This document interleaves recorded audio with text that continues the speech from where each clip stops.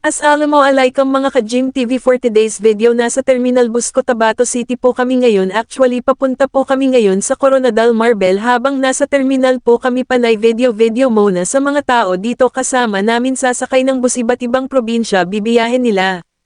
Napagod mga kasama ko sa biyahe namin, galing kasi kami Malabang at dumating kami dito sa public terminal sa Cotabato. Hinahantay namin yung bus galing Jensan.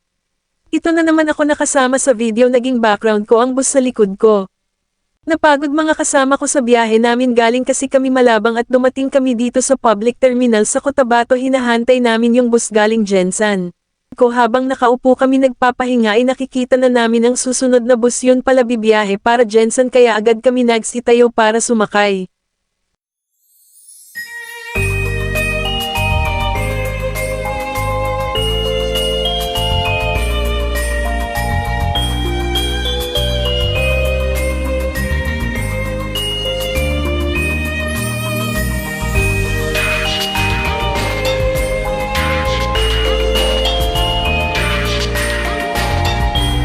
Kataya miya kauntod ako sa bangko siko bus ipapagdan ami mga ka-Gym TV na sige, let's go, larga na.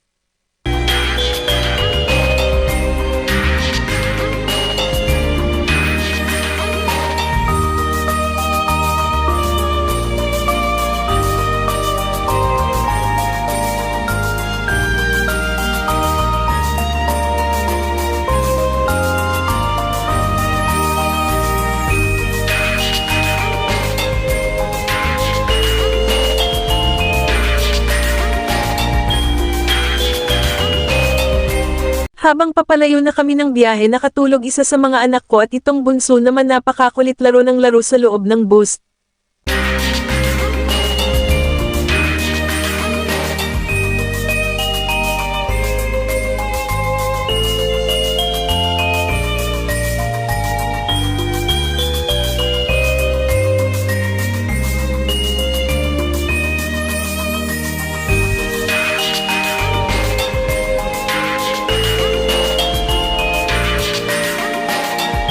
Ito na naman itong batang ito, napakakulit at napaka-cute talaga niya, hindi napapagod sa biyahe kundi laro ng laro. Masarap bumalik sa pagkabata, wala kang problema, hehe.